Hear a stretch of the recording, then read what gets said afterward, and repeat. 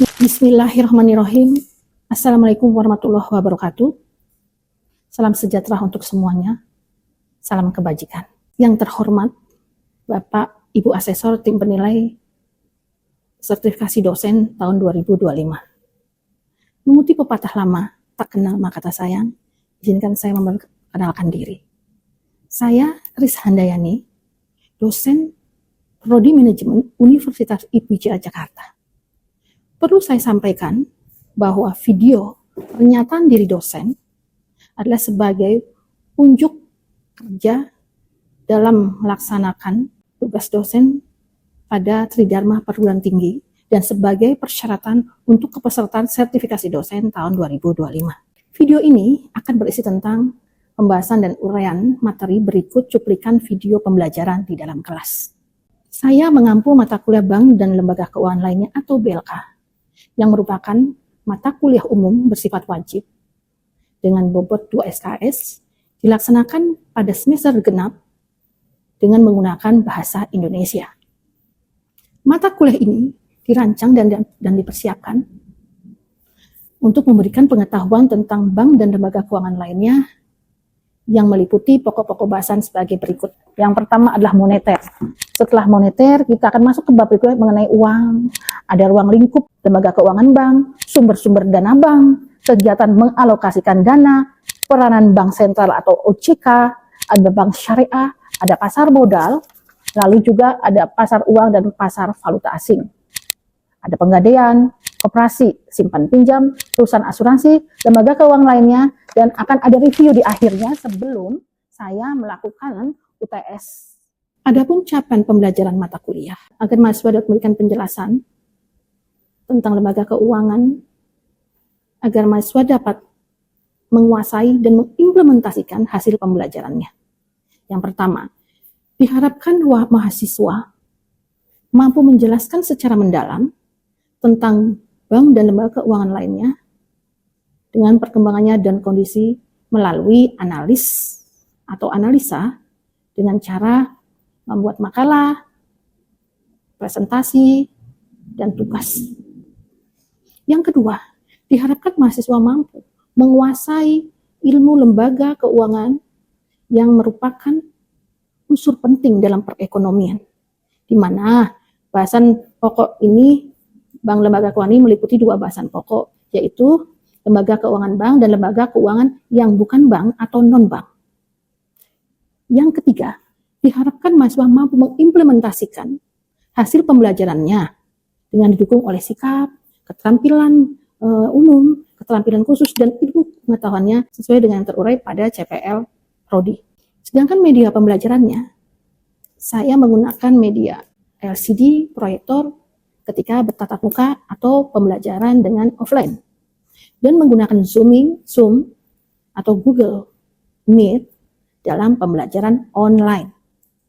Saya juga menggunakan media pembelajaran dengan WhatsApp, di mana WhatsApp group dibuat agar mahasiswa bisa melakukan komunikasi dan bisa membuat interaksi yang lebih baik dan mendalam kepada mahasiswa, guna mahasiswa tetap bisa bertanya tentang pembahasan-pembahasan yang belum jelas, kapan presensi akan dilakukan, kapan presentasi akan dimajukan, jadwal-jadwal diskusi, berikut keterangan mahasiswa ketika dia tidak masuk karena izin atau sakit. Sedangkan dalam metode pembelajaran, saya menggunakan metode pelajaran delivery, menggunakan metode pelajaran interaksi, kooperatif, dan SCL atau Study Center Learning, dan juga problem based learning atau metode pemecahan persoalan dalam suatu masalah. Sebelum kuliah, mahasiswa akan diingatkan untuk mendownload materi yang akan kita bahas di kelas. Dengan harapan mahasiswa bisa memberikan gambaran atau mendapatkan gambaran tentang pokok-pokok bahasa yang akan dibicarakan di kelas sehingga proses interaksi akan berjalan dengan baik dan kondusif. Metode pembelajaran delivery ini biasanya saya selalu berpikir bagaimana caranya mentransfer materi kepada mahasiswa dengan baik. Maka saya melalui ceramah, paparan materi, tanya jawab, diskusi, dan presentasi. Interaksi sudah. Yang ketiga sekarang adalah metode kooperatif, di mana ini komunikasi yang 2 arah. Dalam media kooperatif ini, Pembelajarannya biasa dilakukan pada saat kita sedang berdiskusi dan sedang presentasi ataupun tanya jawab. Di two-ways learning, di mana pembelajaran dua arah antara mahasiswa dan mahasiswa dengan dosen, two-ways learning ini bisa berjalan dengan baik, di mana mahasiswa selalu saya ingatkan untuk selalu kooperatif. Jadi berani mengeluarkan pendapat, berani memberikan alasan-alasan atau reason dari pendapat yang sudah diberikan.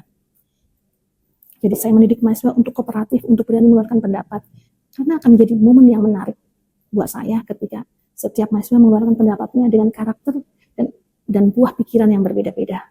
Hal ini tentu akan menambah wawasan saya sebagai dosen. Dan dalam ini saya juga selalu mengatakan bersama-sama, artinya 4P. Bersama kita maju, bersama kita pintar, bersama kita bijak, dan bersama-sama kita belajar. Lalu ada metode SCL di mana student center learning, di mana pembelajaran berfokus pada mahasiswa. Di sini saya melatih kemandirian mahasiswa, di mana mahasiswa diharapkan tidak hanya membahas materi yang saya berikan, tetapi juga dia belajar membuat materi sendiri dengan sub-sub pokok yang sudah ditentukan, title atau judulnya. Di mana dia akan membuat materi sendiri sesuai dengan judul yang sudah ditentukan, lalu dia akan berdiskusi sendiri dengan teman-temannya, dan dia akan mempresentasikan sendiri di hadapan teman-temannya. Dalam hal ini, saya selaku dosen bersifat sebagai fasilitator. Tujuannya adalah membuat mahasiswa lebih mandiri. Lalu yang terakhir adalah metode problem based learning.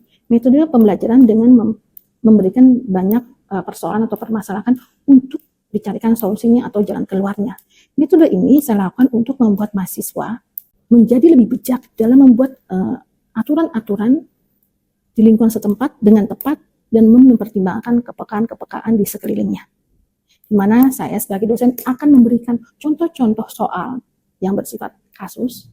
Jadi beberapa soal kasus akan diberikan dan mahasiswa diharapkan bisa memberikan solusi, tanggapan, pendapat dalam penyelesaian kasus yang bijaksana. Lalu barulah ada asesmen, yaitu penilaian di mana setelah melakukan proses pembelajaran dan metode pelajaran diterapkan tadi, maka akan dilakukan ulangan ujian tengah semester dan ujian akhir semester guna mengevaluasi dan memberikan penilaian terhadap mahasiswa. Selanjutnya dalam memberikan penilaian pun saya mempergunakan kriteria sebagai berikut, yaitu presensi atau kehadiran dengan bobot 10% dan tugas mahasiswa, baik itu tugas personal atau perorangan dengan nilai 30%, lalu ujian tengah semester 20% dan ujian akhir semester 35%. Namun demikian, saya juga mempunyai pertimbangan dan penilaian tersendiri terhadap etika atau attitude mahasiswa di dalam kelas dan dari aspek moralitasnya. Karena bagi saya, seorang dosen tidak hanya memberikan pelajaran atau pengajaran, tapi juga mendidik mental dan adabnya. Sehingga kita akan menciptakan generasi muda, mahasiswa yang cerdas dan beradab. Demikianlah, saya akan sampaikan dulu juga cuplikan pembelajaran di dalam kelas.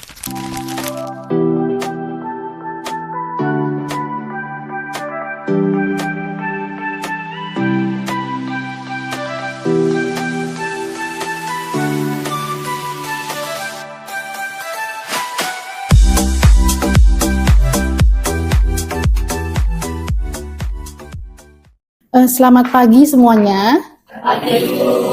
Assalamualaikum warahmatullahi wabarakatuh. Salam sejahtera untuk semuanya. Apa kabar kalian hari ini?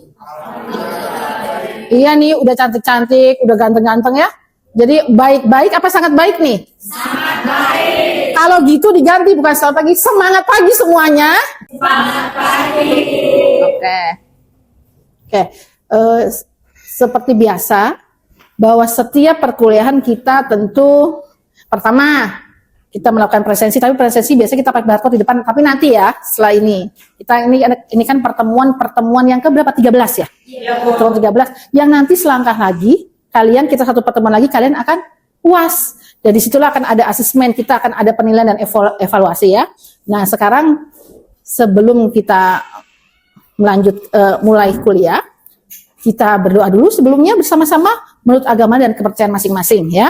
Silakan berdoa dimulai.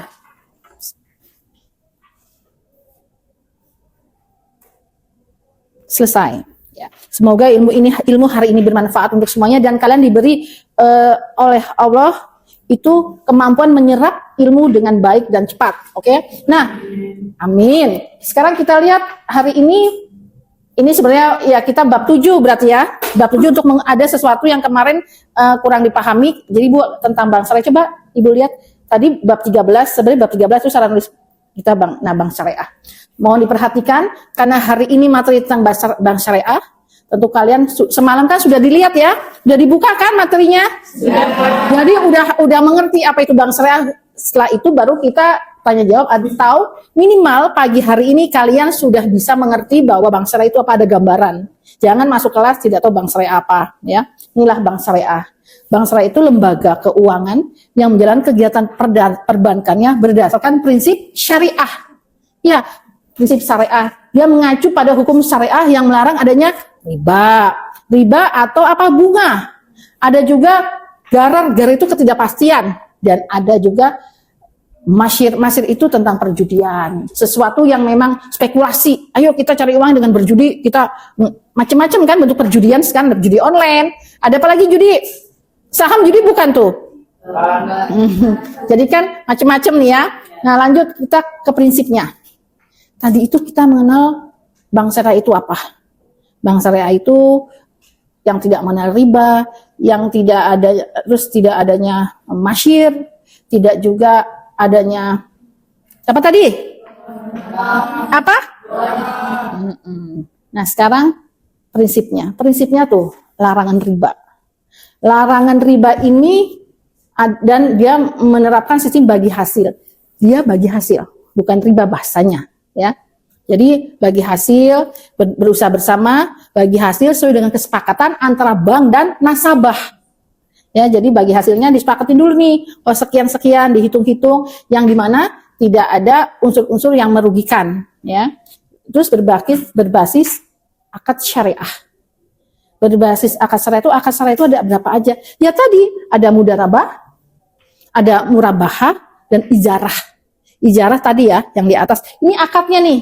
Jadi dalam kitab bank syariah yang harus kalian ketahui adalah mengenal adanya akad syariah. Ya ini dari akad syariah. Apalagi yang ini ada transparansi keadilan. Setiap transaksi dilakukan dengan cara jelas dan apa? Adil bagi semua pihak. Adil dan jelas. Ini prinsipnya loh, dan bebas dari unsur haram. Bebas dari unsur haram itu apa? Misalnya bisnis yang bertentangan dengan Islam seperti minuman keras, perjudian atau riba. Kalau judi online gimana? Haram. Apalagi yang haram? Kalau misalnya menjual barang dari mencuri, lalu kamu sebagai misalnya pedagang handphone nih, contoh aja. Lalu kamu kan nggak tahu itu barang haram atau tidak. Terus ada orang yang menjual handphone kamu dari hasil pencurian, terus dijual ke kalian. Kalian sendiri tidak tahu, terus kalian menerima. Tapi, nah itu menurut kalian kan menjual nih, kalian haram tidak? Itu masih diperdebatkan Ibu Sri lagi makanya kita bisa sama-sama belajar. Kira-kira gimana? Haram atau tidak? Kalian tidak tahu itu barang hasil curian. Tapi kan nggak tahu, tiba-tiba menjual kalian tapi tanpa apa? Tanpa apa tuh? Kalau handphone kan harus ada apa? Tempatnya ya. Tempat tentu kalian jual kalian. Ada apa tidak? Ada unsur yang dirugikan tidak? Unsur yang dirugikan tidak diketahui, tapi lo kamu kan nggak tahu. Kalau secara hukum, kalau ada yang melapor secara hukum, kamu kena sanksi hukum. Karena kalau ada orang yang hilang, lalu ketahuan itu barang ada di kamu handphonenya, misalnya BB apa itu yang bisa di iPhone kan bisa ketahuan ya kalau dilacak ya. Nah nggak tahu dilacak ditaruh di counter kalian orang itu. Nah kalian secara hukum kena sanksi, tapi secara agama kan kalian tidak tahu. Jadi nggak bisa dikategorikan haram kan? Tapi yang dilakukan kalian salah, tapi salah dalam tanda kutip yang tidak tahu. Tapi kan sanksinya apa? Kalian harus mengembalikan HP itu. Dan kalian sudah keluar uang dong. Jadi jelas itu rugi jelas. Ya, kalau tidak mengembalikan, yang parahnya lagi dari hasil kalian jual, udah kalian jual lagi ke orang lain. Sementara polisi sudah datang menanyakan bahwa misalnya iPhone itu dijual di sini oleh orang yang mencuri. Maka kalian sudah dibeli lagi oleh pembeli lain. Nah itu gimana tuh? Akibatnya apa? Kalian bisa kena pasal juga, disangkanya penada, ada pasal penada. Ini sedikit keluar dari jalur ini ya. Nanti kita lanjutinnya nantilah. Lalu lanjut.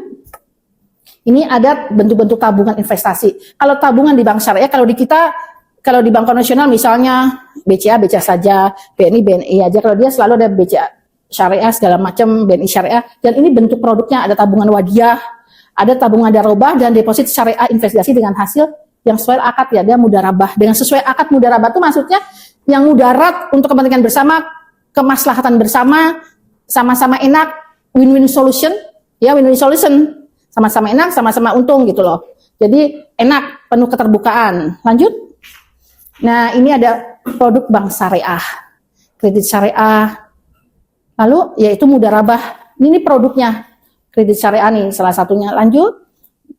Nah, ini adalah contoh produk-produknya. Jadi ada mudarabah, ada gadai. Gadai itu apa? Bahas itu dikenal dalam syariah. Ran, ya, ran, ya. Kalau judi apa tadi? Izaring, ya.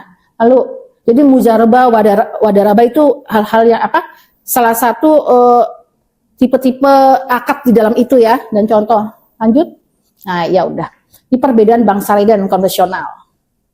Ini ada yang kurang lengkap di sini. Di sini bank syariah itu menggunakan sistem hasil margin keuntungan, yaitu dia bagi hasil, ya berdasarkan akad Islam benar, mudarabah, murabahah dan ada lagi nih satu.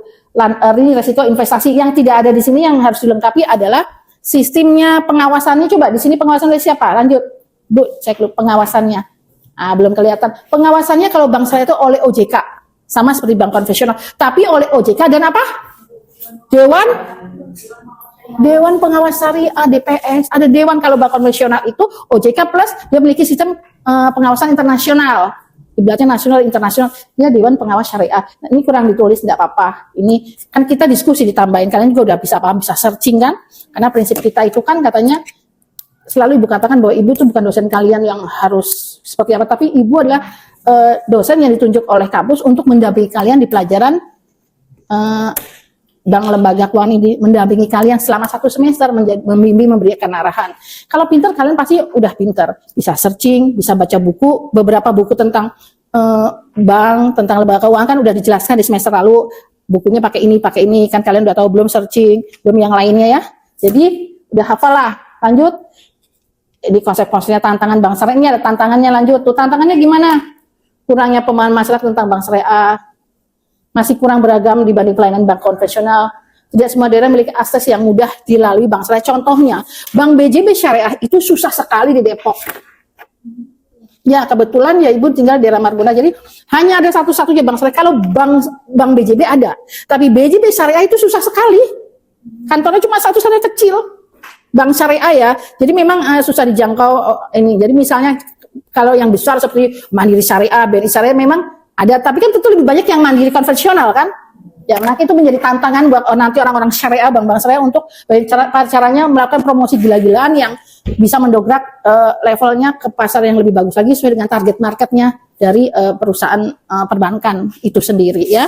Baik, sampai sini dulu. Ada pertanyaan? Ya. Saya mau bertanya. Ya, namanya?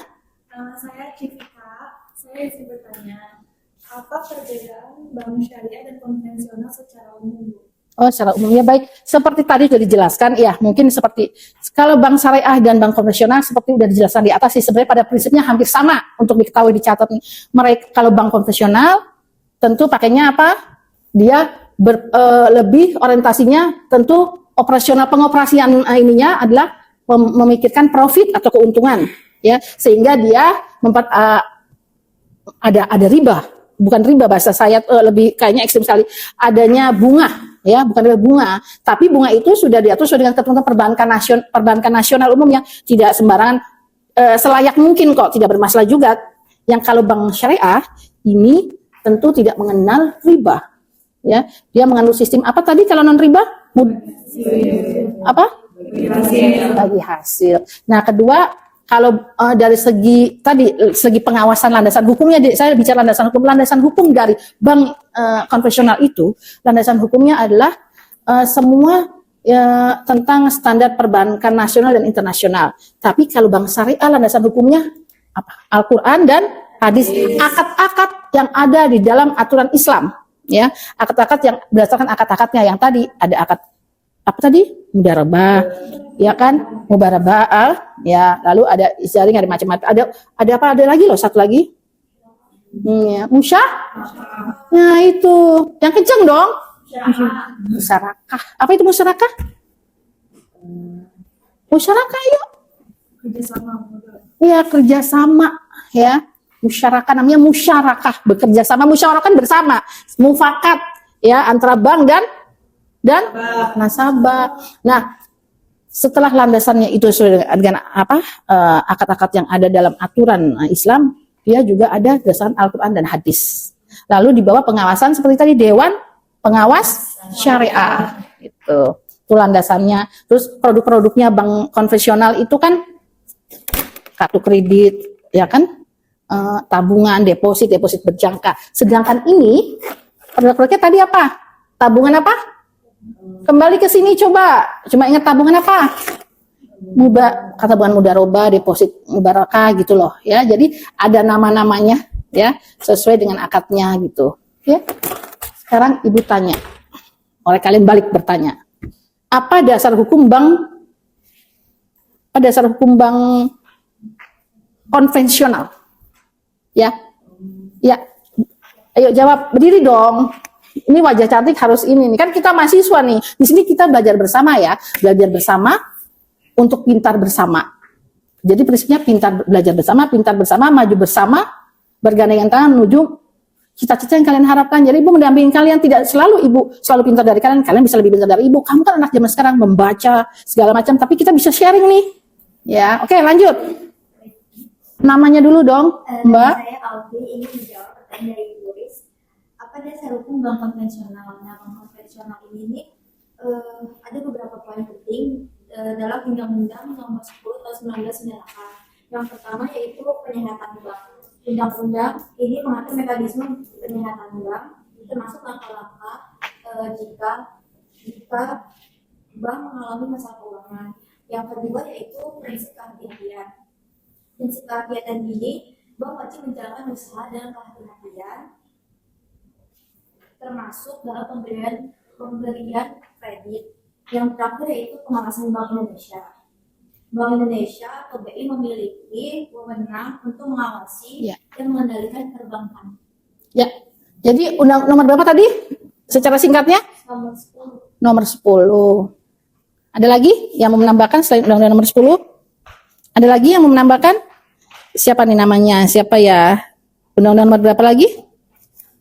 Coba cek nomor berapa. Kita harus ini undang-undangnya. Ini siapa namanya nih? Oke. Nanti tinggal ditambahkan ada berapa juga rumusan-rumusan, ya. Nanti tinggal tambahkan karena kita kan waktu ini kita mau tanya jawab yang lainnya. Si Cia tadi Ibu nanya apa, Cia? Ada pertanyaan yang Ibu baru ketika tadi Ibu tanya yang sudah dicatat. Tadi Ibu minta catatan kecil untuk Cia jawab karena kemarin ada sesuatu yang harus Cia jawab. Udah ada jawabannya sekarang? Coba di minggu lalu loh, ini apa? Kan di minggu lalu baru ini. Apa? Ibu bertanya apa dasar dari hukum asuransi syariah? Nah, hukum dasar asuransi syariah loh, itu kan tadi konvensional. Sekarang hukum dasar syariah, apa itu? Cia, coba Cia, berdiri Cia. Dasar hukum asuransi syariah di Indonesia bersumber dari syariat Islam, fatwa ulama, dan peraturan perundang-undangan nasional. Secara syariah, asuransi syariah didasarkan pada prinsip ta'awun atau tolong-menolong, tabaru atau hibah, dan takaful atau saling menjamin. Sebagaimana termuat dalam Al-Quran surat Al-Ma'idah ayat 2 dan hadis Nabi. Asuransi syariah juga harus bebas dari unsur riba, garar, dan maisir. Cukup. Ya, oke. Riba, garar, dan maisir. Lagi-lagi tadi kita di atas kan? Kalau nama syariah, kalau bank syariah 3 paham itu. Garar, maisir, dan riba. Gitu. Nah, tadi yang Cia katakan benar kan, ternyata lagi-lagi berdasarkan Al-Quran dan hadis ada di dalam surat Al-Maidah. Nah, berarti landasannya itu, kemarin Ibu tanyakan landasannya, berarti Ibu tambahkan landasannya itu tadi Al-Quran dan hadis, contohnya ada di surat Al-Maidah, ya. Jadi kalau ada pertanyaan atau keluar nanti di salah satu di UAS nanti, tapi bukan buat contoh kasus misalnya, soalnya kasus. Kasus tentang perbankan, gini-gini, kalian jawab dengan tidak usah sesuai dengan kemampuan kalian, ya tidak usah ini, tapi bekalnya kan ada, kalian udah pelajarin. Dan jangan lupa, kalau menjawab itu kalimatnya harus efektif, jelas, padat, jangan terlalu bertele-tele sehingga tidak menjawab pertanyaan yang dijawab. Karena kemana-mana jadi bingung gitu ya. Prinsipnya gitu. Pertanyaan ketiga, Ibu pernah, oh cukup dulu lah, karena kita mau ini ya. Nanti kita ada kuis di mana kalau bisa menjawab itu kalian akan dapat nilai yang tinggi, poinnya langsung dapat 90 gitu. Kita adakan kuis. Biasanya kan kita kalau di kelas kan begitu. Keterangan, tanya jawab, ya kan? Kita kasih paparan materi, tanya jawab. Dan sehari sebelumnya kalian sudah Ibu siapkan materinya, kalian sudah bisa baca di e-learning atau kadang by WA, udah tahu, oh kita diskusi bersama. Nah, makanya besok itu kita ada pertemuan terakhir besok itu sebelum berapa kali pertemuan kita akan UAS ya. Di UAS nanti hati-hati dalam menjawab karena poinnya 35%. Poin UAS dan poin tugas itu 35%, hati-hati. Karena kita kan sudah sepakat, kita sudah Ibu kasih tahu, sepakat dari hari pertemuan pertama bahwa 10 itu kehadiran, 15% itu 5 UTS, 35 itu UAS, dan 35. Jadi poin tugas dan UAS hati-hati, hati-hati, dan hati-hati. Ya. Tapi satu hal, presensi itu bisa kamu dapat nilai bagus karena presensi dibuat oleh diri kalian sendiri. Oke? Oke. Sampai di sini dulu Ibu rasa. Nanti kita akan lanjutkan selanjutnya. Kita akan bahas bab berikutnya ya. Baik, setelah panjang lebar tadi sepintas sudah, lalu kita udah bahas berapa lagi sampai lama. Udah waktunya nih, udah hampir habis. Terakhir kita akan melakukan presensi seperti biasa. Tapi kali ini kita biasanya Ibu satu persatu supaya kenalan, karena tak kenal maka kata saya. Sekarang pakai barcode supaya tidak ada dusta di antara kita. Silakan. Ini barcode. Jadi yang tadi jatuh lalu keluar lagi tidak presensi, yang harus menunggu. Makanya Ibu ada presensi di akhir ya. Karena Ibu udah kenal kalian, udah biasa pakai manual. Ini silakan pakai barcode. Silakan. Ini adalah sesi perkuliahan terakhir dengan pakai barcode wadah sekalian kayak QR. Jadi intinya sudah pakai ini ya barcode ya. Oke. Silakan, udah selesai, monggo. Jadi kalau bisa sengaja Ibu begini supaya jangan ada presensinya, tidak ada wajahnya. Entar kayak siapa ya? Kok ada yang nulis tapi nggak ada mukanya. Wah ini horor. Bercanda. Sesi terakhir tidak usah tegang-tegang.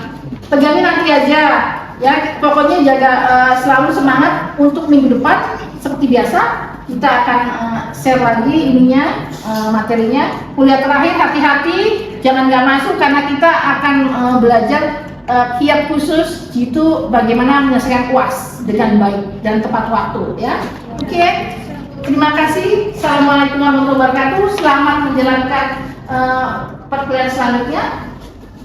Terima kasih untuk kebersamaan kita. Selamat siang. Terima kasih.